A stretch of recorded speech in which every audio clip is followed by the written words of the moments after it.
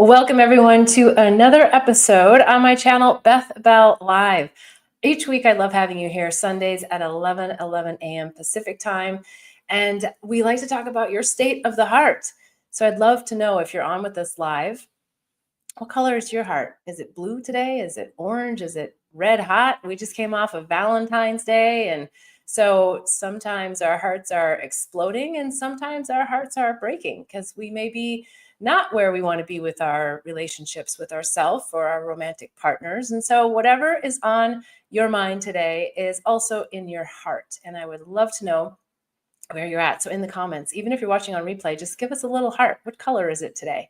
And if you haven't already gone over to bethbell.me, you can do the state of the heart assessment, which will tell you if your heart is blocked, broken, healing, or whole. And I give you some tips in the 5 steps to get your heart back to wholeness. So don't miss out on that if you haven't already done that. Now, today we've got a whole lineup of questions, and I have a wonderful live studio audience, which I always love having.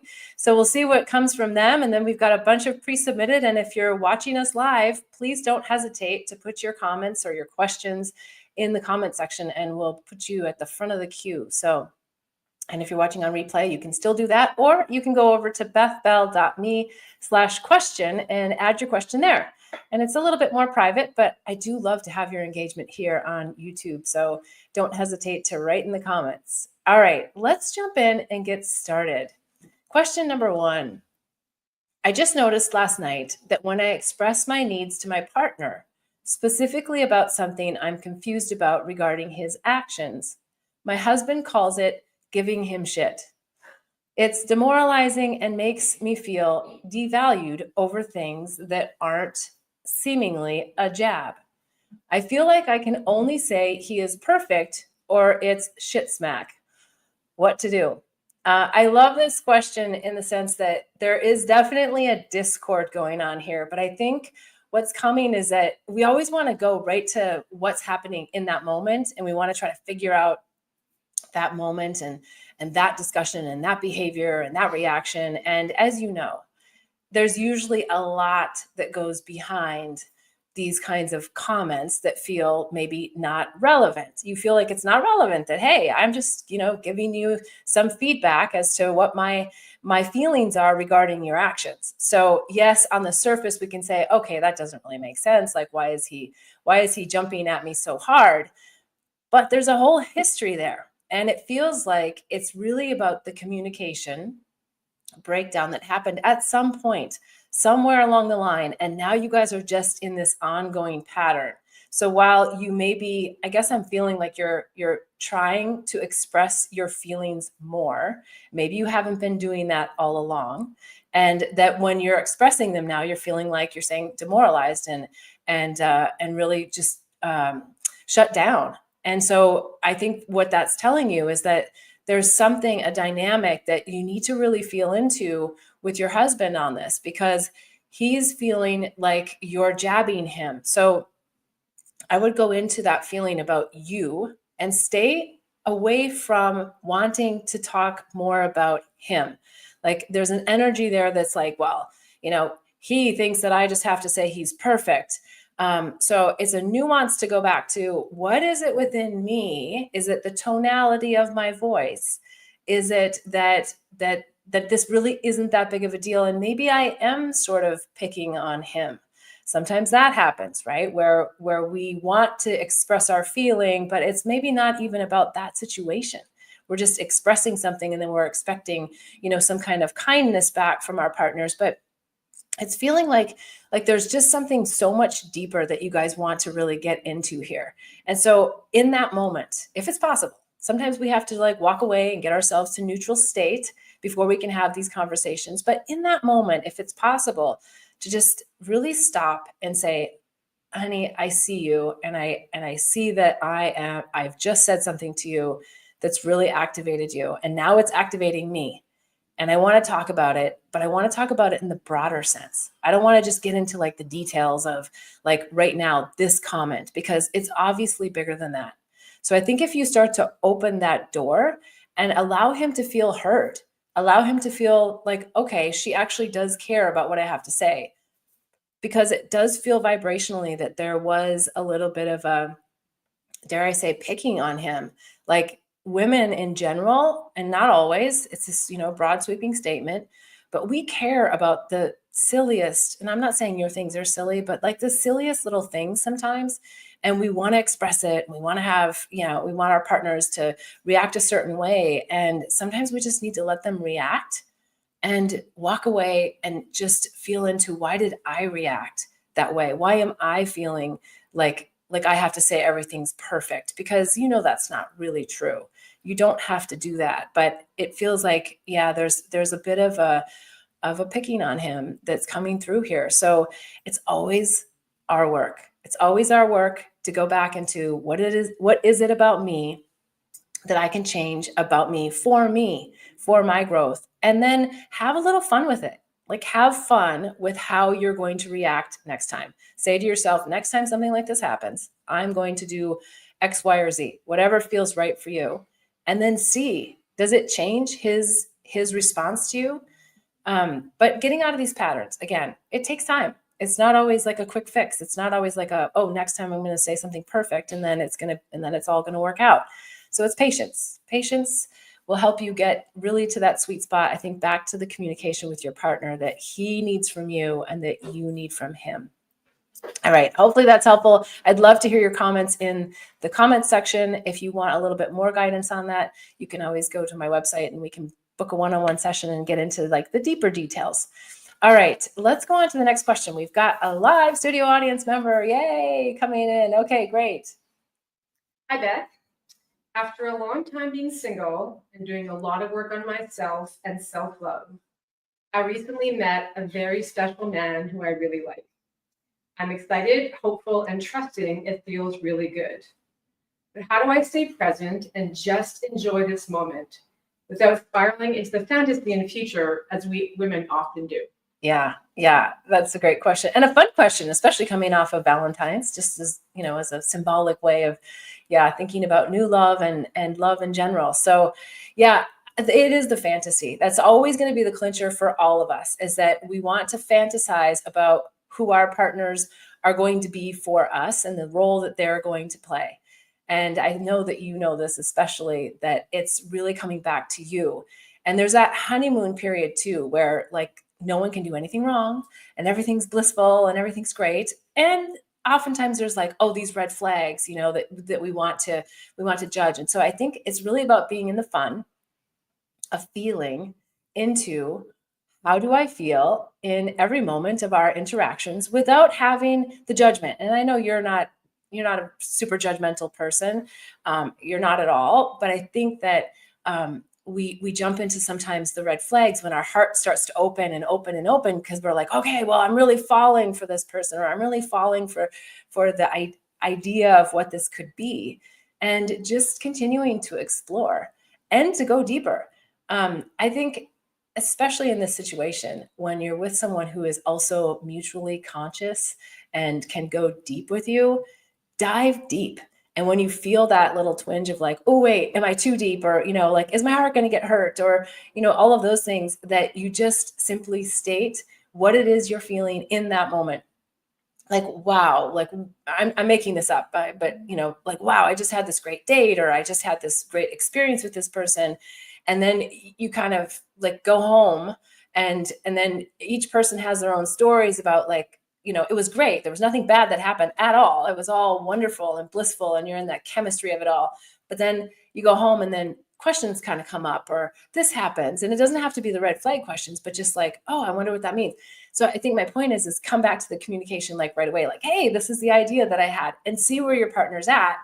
And if they have that same level of communication. Now, men and women also communicate differently, and sometimes men don't need the same level of communication that we do. So also, take that and engage that and use your discernment. Like, okay, like, am I over communicating, or am I over asking for something, a deeper discussion, when, hey, we're just looking to have fun. Generally, men really enjoy just having fun. And women often want to go into the what does this mean, and yeah, the bigger picture of it all. And so I think the more fun you can have and laugh at the fantasies that you create, and we usually see those when we're talking to our girlfriends, like, oh, I think this and this, whatever that is. So yeah, stay in the fun of it and stay in the deep communication early on, because I think one of the biggest misnomers that we have oftentimes in relationships is that it's easy at the beginning, and then over time it gets harder. And I guess what's coming through to say about that is that I actually think that and I don't really mean like harder like in a negative way, but like the harder it is in the beginning, I think means that you can be deeper and more passionate about what some of the discords are and the communication. So when you have the wobbles, that you are actually working through to create a foundation that is so strong. So I don't think we need to have these ideas about new relationships need to be easy. And sometimes they are. Sometimes they're really easy. But once we get through like that honeymoon period where like, yeah, we really kind of come out as to who we are. And I'm not saying that anyone's hiding anything or being someone that they're not. It's just human nature that in the beginning, everything's often easy because we're in love and we can move mountains. And so it's keeping that moving mountains feeling present. And what's coming to is to have that. Oftentimes I like to think of it as like a little ball of light that, you're bringing your light, they're bringing their light, and you're combining that light. And so that light is always the thing that we want to preserve. It's that, like, because it's also helps us to just feel like, oh, am I shining brighter? And I don't mean it from a judgment, but like, am I being sucked? Like, is my energy being sucked? And I'm not saying this really so much for you as I am possibly for the collective, that it's a good time to navigate like where is that balance between the two of us, and how are we glowing that ball of light, or are we shrinking it? And over time, oftentimes what happens is that ball of light shrinks because the judgments come in, the mind comes in, and the expectations come in. So keep the expectations low and the fun factor high, and just keep the awareness that I think you have right now about the fantasies that we create, and communicate. Just simply communicate and go deep, love hard. I mean, I'm like the biggest advocate. I know a lot of people say, oh, don't give away too much. And they're like, no, like give it all away, open your heart, go deep, go hard on it. And if it doesn't work, it doesn't work. Yeah. The train says yes. Yeah. So I'm a big believer in really jumping in. And if you end up with someone who's not at that place, then that's fine too, right? They're not ready to jump in as deep as you are. And you just communicate about that. And then you kind of just do your own thing. And maybe you come back together at some point in time. Again, not necessarily for you, but just, like looking out more long term. So is that helpful? Yeah, I think a lot of it is about trust, and mostly trusting yourself. I mean, trusting the universe, which is more external, but just trusting myself that everything's for my greater good, whatever happens. Yeah, I love that. And I also would just add to it, it's the discernment, because it's not, and I don't mean to make it bad, but love is blind, So it's also like an opportunity, because what I love so much about love is that it gets us in our body and it takes us out of our mind, especially in the beginning. We're like anchored in feeling the excitement, the butterflies in our stomach, all of that good stuff. And so, yeah, I think it's about trust, as you said, but also using the discernment so that when you do get like something down the line, like, oh, that feels a little off, that you just can say. And a lot of times what happens is we can't articulate exactly why it feels off. And that's where I think it comes back to that, really diving into the communication. Like, hey, I don't know what it means, but I'm just feeling off. And that's beautiful too, because then you can see where that person's at and whether they're willing to dissect it with you, or feel into it with you, or just kind of be like, okay, yeah, great, thanks for sharing, let's just let that go. We don't need to make a big deal out of it, but noted. So yeah, that's great. I love that. Thank you. Thank you. Okay, any other questions here in the live audience, or we'll keep going? Okay. All right. When I try to apologize to my partner, they often turn it around and use it against me. Am I doing it wrong, or are they just building ammunition against me? Apologies can be challenging, but I don't think that they have to. I think apologies can get even more complicated. I don't know how long you've been with your partner because it doesn't say here. But, over time, there's again so much that can get built into what the frustration level is in the relationship that the apologies feel sometimes a little bit more on the surface. And so it's always about going back to that core. Now, what I'm getting just vibrationally in this particular question is when you said, when I try to apologize. So I would just tune into yourself a little bit. Like, are you trying or are you apologizing? Like, are you actually doing it or are you just sort of trying? And there might be something there for you to feel into that goes deeper into you. Like, why isn't the apology feeling received? We can focus on them, but I think that they're just a mirror for us. So you're looking at them to give you some insights as to why does it feel right, because it says you feel like I'm doing it wrong.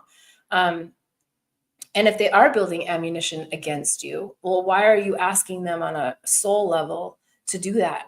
Why is it that those things, if you really feel like you have really put your heart and soul into apologizing for whatever it is, then I think there's something deeper there to look at to see, why am I asking them to use it as ammunition, and what is that trigger? And this might sound a little bit strange, but loving them for their comment that hurts, loving them from the standpoint of, you want to just really appreciate that they're there as a reflector, and try to take away some of the things that we put on people that, like, well, they're doing that, or they're saying that, or they're making me feel that way. Yes, of course, in so many ways they are, but they're doing it because you guys have a contract. You have a soul contract together, and you want to get to like the nuts and bolts of what that is. And the only way to ever change any of this is to change ourselves and to dig into ourselves and to see, like, how does that feel for me? So feel into, why is it that you created this situation? Like, stay very much in you. Like, why did I create this situation where I need to even apologize? What was it that I did that I know that I didn't want to have done?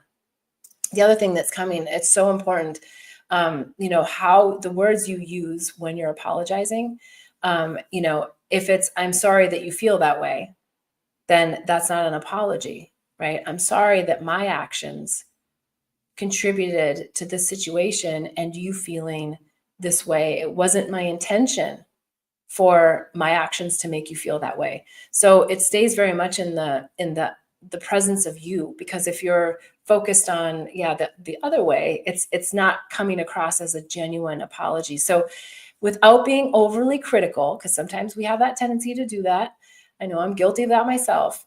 Just sit for a minute, and when you walk away from one of these situations, and just write down exactly the words that you said. If you can remember, write down exactly how you said it. And then from a very loving place, think about how you would feel receiving that. And is it vibrationally feeling like it's genuine? Like, am I really feeling that that's an apology that's heartfelt? Or is it an apology that is just trying to get me to the next step, which is, I just want resolution? So I think what I'm feeling for you is that you're going to find that there's something within you that has an issue with conflict resolution, is what's coming.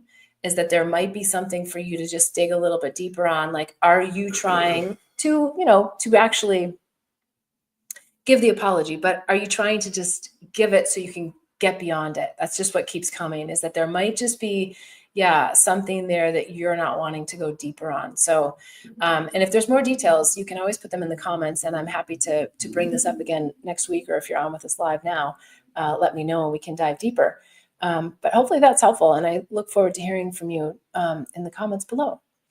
All right, let's see. We've got another question here. Do we have any other live questions or online? Are we good? Okay. My husband is the Sahara Desert, and I'm a babbling brook. What are some techniques I could use to draw him out more past the logistics of life? Okay. I'm going to say this, that when I read that, you guys really are in a very separate place. Because it feels like you want to be heard and you're babbling a babbling brook, and he doesn't want to hear it. And so he's really shutting you down. And it feels like there's like an exponential distance in between you. And I know that probably doesn't sound like rocket science, but I want to start with that because I think that that's the core of it that you want to go to. And that if we just focus on, like the talking part of it, that we might miss what the deeper thing here is. And number one, what comes is for you to just feel into, why am I babbling so much?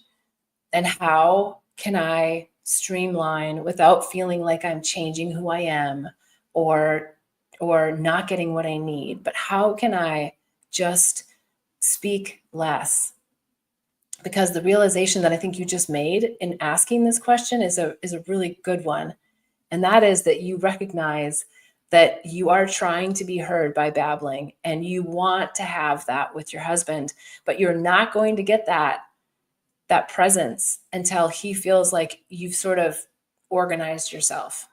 And while that doesn't always feel nice that we have to organize ourselves to speak to our lovers or our spouses, sometimes we have to do that to get back on track with them, because they are so distant from us, because our voice just becomes like this hum in the background that and it feels like, in this case, and I don't mean it to be hurtful, but that it's annoying, that he's just incredibly annoyed by this and he just doesn't want to hear it.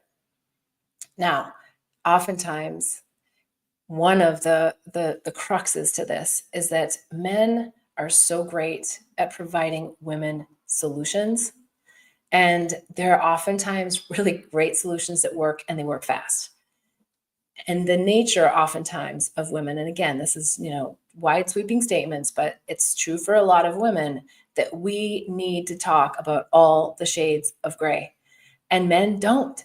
They're just black and white. They're just like, yeah, okay, this is the easy solution. Like, oh, why don't you just do it? And the woman's like, but no, I need to feel into it, and I need to talk about it, and I need to talk about all the options about it. And so I think way back in the beginning of this relationship, there was not a recognition, as there isn't in a lot of relationships, that there's a way that we have to just honor that our spouse may desire to communicate. And if we push ourselves to communicate only in the way that we need, without really looking at what their needs are, then we go off the rails really quite quick, because then the woman often does like keep talking, trying to get their attention. And so I think that's really where I'm going back to, is like, was there a time? And again, I'm not saying this to like really go hard on yourself. It's just from a growth and a lesson perspective that you say, hey, was there a time when I wasn't listening to him? Was there a time when I didn't hear his solutions? Was there a time when he was more engaged and I didn't honor the engagement that he was giving me at the time, because I blew past it so fast that it was so simple what he said to me, and I wanted to have that deeper dialogue.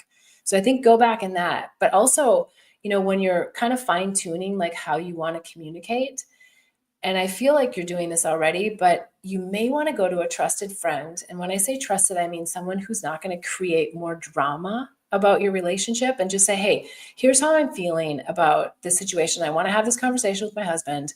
I'm thinking to say this, right? I know it sounds really basic and remedial, but I think sometimes we have to do that. We have to go back to, okay, well, what is it that I'm really feeling about this situation? Get clear for yourself first, because it is not your husband's responsibility to work it all out with you. It's nice when they're present and they can listen to all of that. And I don't like to use the word babbling, because I think that there's a lot of value in a lot of things that women want to talk about, because it does help them process their feelings and their emotions. So yeah, I think really find other people that can listen to some of the longer babble parts, and then get really clear on, okay, this is what I really need from my spouse. This is what I really want them to hear, and streamline it so that when you guys do get together, that you're very clear with him, honey, I really need your ear on this topic. Here's what's happening. And if it feels appropriate, you might even say, I actually don't want a solution right off the bat. I just feel like I want to talk it out and talk it through. And then it kind of diffuses him. He goes, okay, well, she's not looking for me to solve it. And ask him, are you okay to have this conversation right now? How do you feel? Do you feel like this is the right time, or should we hold it? And I think by virtue of just asking those questions, you're going to find that your spouse is like, oh, wow, okay, she actually cares if I'm ready or willing or wanting to even listen to her right now. And that kind of shifts the energy. It's it depends. I say kind of only because I think it depends upon how long you've been married, how long you've been in this pattern. And it might take you doing this several times before you start to see a behavior change in him. And so the work is always ours. It's always with us. And it's always something that we need to do. And there are times when we say, hey, I need you to show up in a different way. And I'm working on me. And here's how I'm working on me. And then you're saying to them, and here's how I really would like for you to help me work on this, which is don't be a Sahara Desert when I feel like I really need you, especially when I'm emotional. Is there a word that I can use that would help you say, okay, I really need to give my presence to my wife at this point? So I think having some of those little communication tips will be really helpful for you. Okay, all right. So let's go on to the next question here. If you would like any more advice on that, I'm happy to share more. So you can write in the comments below. All right. You talk a lot about heartbreak. What do you think the benefits of heartbreak are? Because I don't see them. Yeah, I think, as much as I feel like I talk about this a lot because it is all about how heartbreak hurts, but it also heals. And it's a interesting, I don't know, the word phenomenon comes to mind. I think most people have felt heartbreak. Now, to what degree is a whole nother story, because sometimes we come into this world and we get taught like to really close our hearts early, and we don't actually open them enough to have like that severe heartbreak, and we've kind of come in just a little bit armored. But when we dive in and we allow ourselves to really feel in our hearts, and then someone else breaks our heart, and it doesn't always have to be a romantic lover. It can be a family member. It can be a trauma that's happened that just broke our heart. But all of these are soul contracts, again, that we have with people to help us understand more about ourselves, to help us know our own love, to help us go deeper into feeling the disparity between, big love and heartbreak. And the goal is always to help us ourselves get back to a blissfully neutral state, is what I like to call it, because we're kind of under this misnomer that things are supposed to be like, people say, oh, I want everything to be wonderful all the time. And yet, without the ebbs and the flows, we're not really inspired to learn. So heartbreak comes in to help us learn in a way that is hurtful in that moment. But the bigger the break, the more light that can come in if you choose to work on the deeper meaning behind the heartbreak, the deeper meaning behind the soul contract, the deeper, all of those deeper feelings that come forward for you. And so, there's relationships too that have a lot of karmic past to them. There's relationships that we don't know why we're in them and why they cause so much heartbreak, but they do. And those ones are also super juicy, because it's not always like what the lesson is right here, right now with this particular relationship. It might be a pattern from many lifetimes. It might be that there's so much more there for you to be learning. And so the I don't like to say quicker, but the earlier we can recognize the beauty of heartbreak and allow ourselves, the beauty meaning like allow yourself to actually feel it, cry it out, be in it, like truly be in the heartbreak, and then recognize like at what point is it, okay, well, now is the time to actually to start healing that heartbreak and to stop the blaming and to stop the whatever, maybe even the shaming of your own feelings and the things that are happening for you, and just say, okay, yeah, what was the real learning here? So I think that, and let me just go back to make sure that I'm actually, sometimes I go off onto tangents here, and I just, yeah, what do you think the benefits of heartbreak are? Because you don't see them. It makes sense that we don't see them when we're in it. And it feels like this question is coming from someone who has a little bit more of that active heartbreak, like you're actually really brokenhearted right now. And oftentimes we don't see the benefits for years later. I mean, sometimes it's months, sometimes it's years. And so really honoring your heart and feeling into it, and just allowing yourself to really feel like whatever it is, and ask and show me, show me, show me, show me.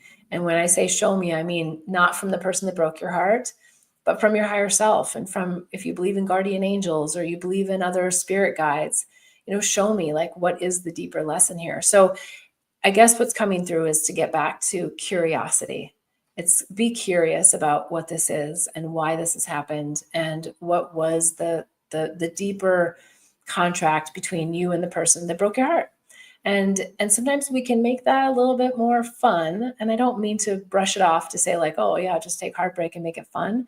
I mean to say it in the way that when we get the lessons, then the next partner we have, now I'm going back to more romantic heartbreak, but the next partner we have, we've done so much work that oftentimes we can dive deeper into that new relationship and make that really fun.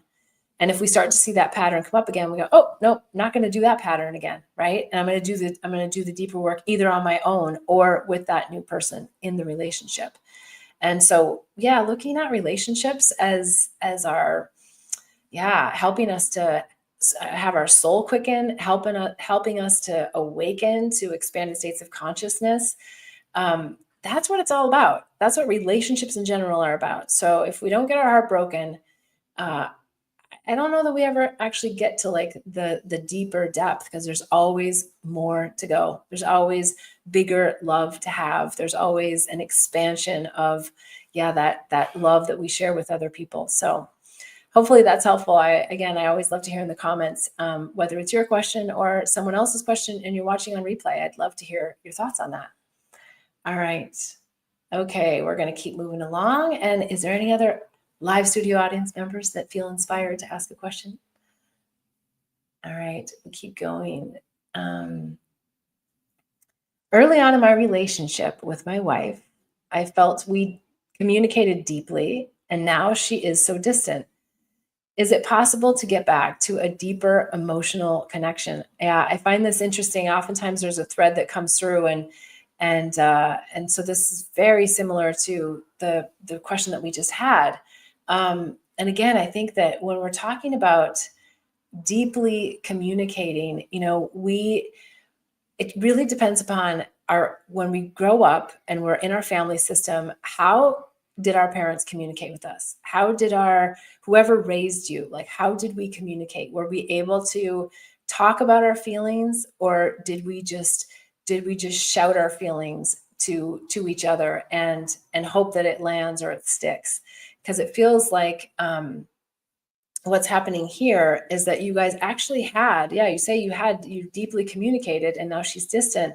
That there's really something here, very similar to the last question, where one person isn't feeling heard.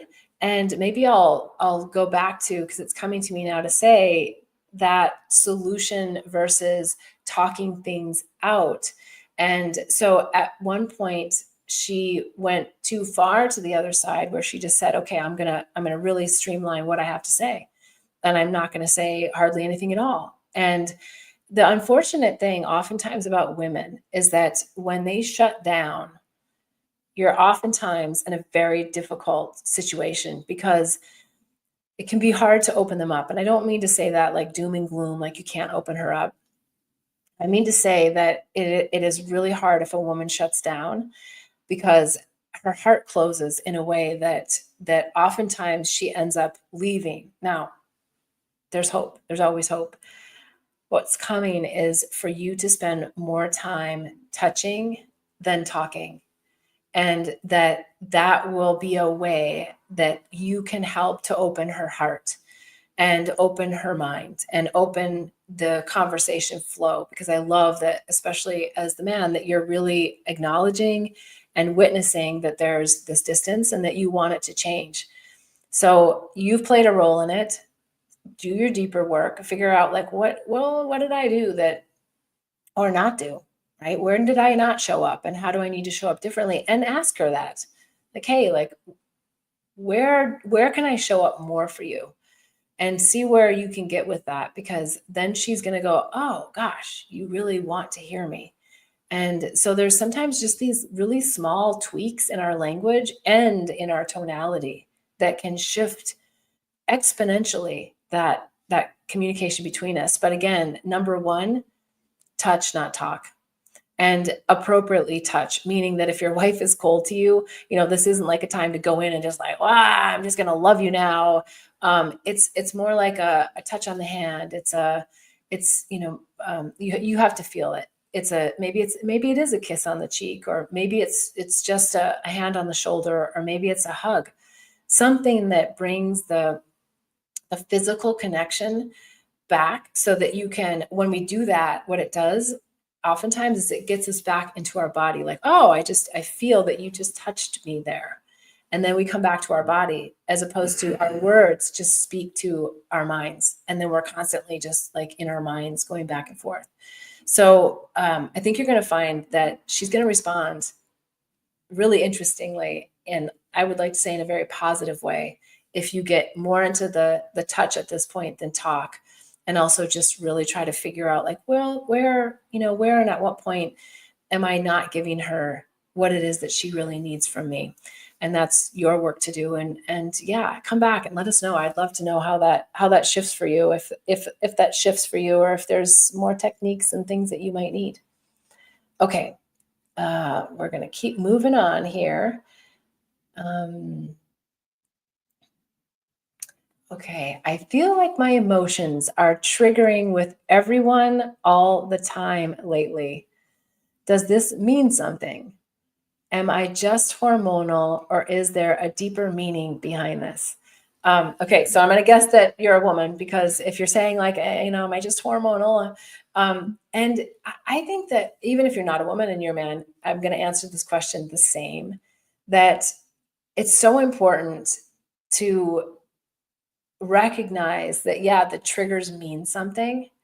And what's coming is there's like a balance, right? Sometimes we want to put like, especially if you're someone in the spiritual awakening space where you're really aware, sometimes we want to put like way too much emphasis on this, or like, whoa, it doesn't need to be that big. Like, it doesn't need to be that we like process this for weeks, or, we go into this so deep. Because the best way to release and let go of emotions is to feel them and let them go. And oftentimes what we do is we get into the mind and we want to think too deeply about what that feeling is. And that creates more story around that feeling. And so I'm not saying you can't do that. I'm just saying be aware of what level of story are you creating around that emotion. Or is it something you just need to like actually feel in your body and then just like really let it go? And that's going to help you recognize like the other thing that's coming, because you're saying like everyone's triggering you all the time lately. And I think that I want to also mention that from the collective perspective, that there's a lot of chaos right now that's going on. There's a lot happening that's I think also, hormonally, yeah, it can be that. But what I'm getting is the chemistry of the chaos. So not from a blaming, we're not blaming anybody else. We're not blaming the external world. We're not blaming all the things that are happening. We're just saying that, hey, those things are poking and prodding my energy system. They're poking me in a way that's making me more agitated. And again, it's about going into what those things are, but having the balance of not going so far into it that we create more story. So honor yourself, honor that when you may need to get out of a crowd, honor when you may just need to have some alone time, and really feel into the balance of whether it's your hormones, of like estrogen, progestin, or it's oxytocin and cortisol. Feel into what is it that I need to balance, and really focus on that in a meditation, and feel that within you. I think you're going to find that you're going to have, that blissfully neutral state come back more quickly, by allowing yourself to feel through and let it go. All right. Okay, we're going to go on to the next question. It looks like, we've got another live studio audience member question. Great. My question actually relates to what you were just speaking about, but sort of from the other perspective. So with all the discord and heartbreak that is happening in the world, and I specifically spend a lot of my energy not getting sucked into it. But my question is around, how do we hold space for those who don't know how to not get sucked in the energy without me getting sucked into the energy, which is harmful to me? Yeah. How do we hold space for those who are in the heartbreak of what's happening externally and don't necessarily have the spiritual tools that we might? Yeah. So I'm going to say what comes to me. We don't need to hold space for them is what comes. But I get your sentiment, and I do think that we do ultimately hold space for people. But what I'm being shown is really that whatever works for you. But for me, what I love to do is have in meditation, just every morning, put a protective bubble around me. And not that I need to be protected, but that I want to own my own light, own my own energy, and just really focus on that glow that I have and that I want to project out into the world. And then whoever comes into my field, they will have a reaction to where I'm at with that. So in a sense, it's holding your space, right? And then you're actually emanating out. And when the pokes come, because oftentimes they do, the brighter we are, sometimes the darkness comes to, and I don't need to make it overly dramatic, but we know, like, if you're happy and someone else isn't happy, they try to take away that happiness. So it's just honoring that bubble, of light that you put around yourself, and just say, I own my space, and I'm not going to allow the reactions of other people to impact me. Sometimes there's a lesson in it for you, but it just feels like as we walk out in the world, like we're like these little orbs of light that, and then the beautiful part too is that I think we often find that when we really are kind of protected, and again, not from a fear-based system, but just from a preservation and a awareness, that we collect more of our other light-based beings, and then, as a collective, we're holding space too. But I don't know. I just feel like there's something about holding space that it's just not our responsibility other than our own. Yeah. Thank you. Yeah. Thanks. Okay. Any other questions? No? Okay. So we'll keep moving along here. All right. Yeah, I think we've got time for just one more. Oop. My family has been in a feud over my sister's wedding plans. It's getting old, and it feels like it's ruining the whole point of celebrating a marriage. I don't know if I have the energy to take this on, but someone has to do something. Any advice on how to handle this? First of all, if you don't feel you have the energy to take it on, then don't. Let it go and let it be someone else's. I think it tags kind of nicely into the last question, which is create your energy bubble, feel into it, and allow your glow and your light and your calmness to come through, your centeredness to come through. And the other thing that's coming is maybe there's a time where you just ask people that simple question that is often recommended, is this true? Is this true? Like, whatever the argument is, like, is this true that we need to have whatever, blah, blah, blah? Because the thing about weddings is that there's so much cultural, religious, oftentimes beliefs that come into this, other people's experience that, they knew made their wedding perfect, or, that's customarily the best thing to do. And so there's all these butting heads about what is going to make this day super special. So what comes is for you is to perhaps put out a mantra to your family in this feud. And that mantra, I think, can be really simple, and it can be put love first. So if you're putting love first for everyone, you're just saying, hey, let's just put love first. So the feud happens, whatever, it's on a text message, and you just put it out there. Hey, put love first, because that's what you're celebrating. You're celebrating the union of love between your sister and her partner. And so when you just kind of keep gauging back to like this beautiful, I'm just going to call it a mantra. It's not technically a mantra probably, but it's just something that, you can put out there to remind everyone, like, hey, we're celebrating this. Let's continue to celebrate. And perhaps the other thing you can plant the seed for is that whatever your sister's name is that what she would want?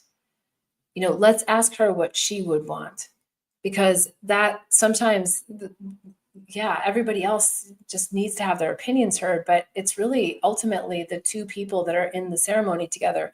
And the other thing that's coming that feels like is a complication in the situation is who's paying for what.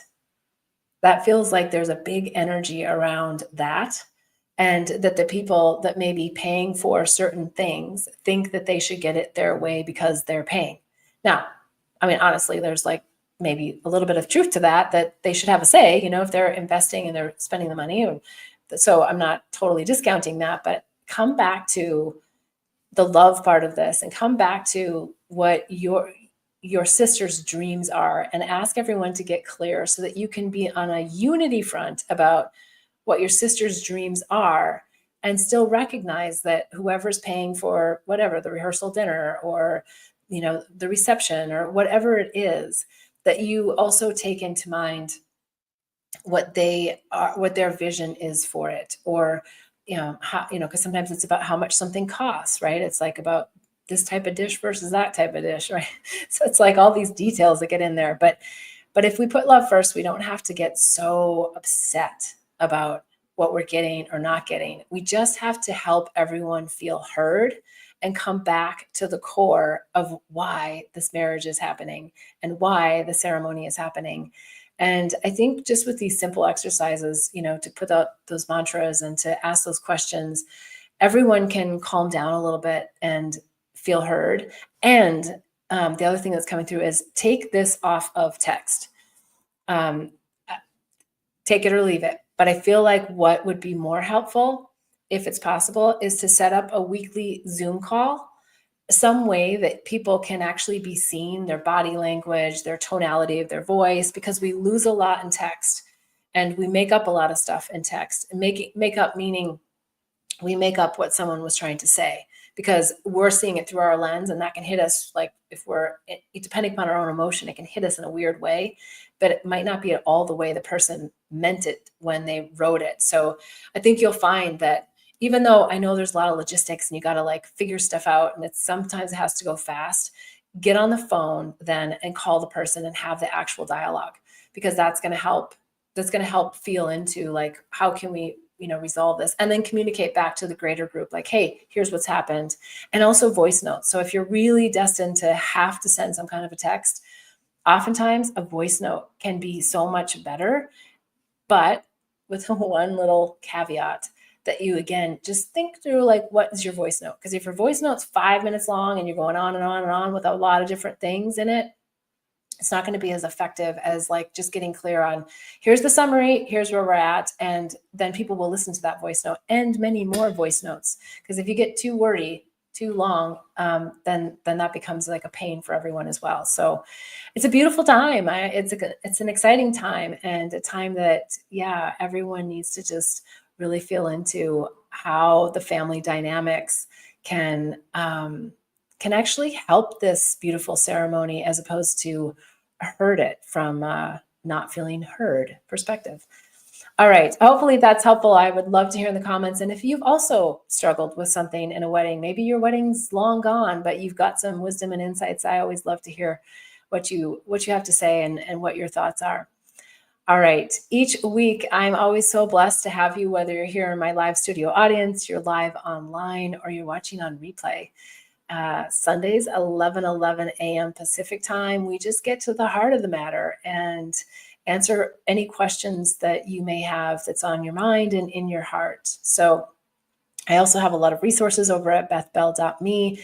If you are on your awakening process, the Awakening and Healing Handbook provides a lot of tips, tools, techniques, and modalities. There's also my book, Angels, Herpes, and Psychedelics, Unraveling the Mind to Unveil Illusions. And that's also an awakening memoir. You know, we learn through stories and we share our pain and our bliss through stories. So that's a wonderful way for us to connect. And there's also the Psychedelics Resource Guide.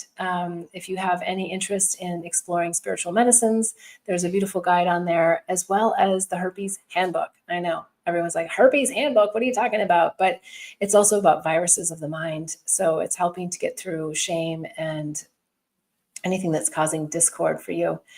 All right. So until next week, I'm wishing you much bliss and love on the journey. Namaste.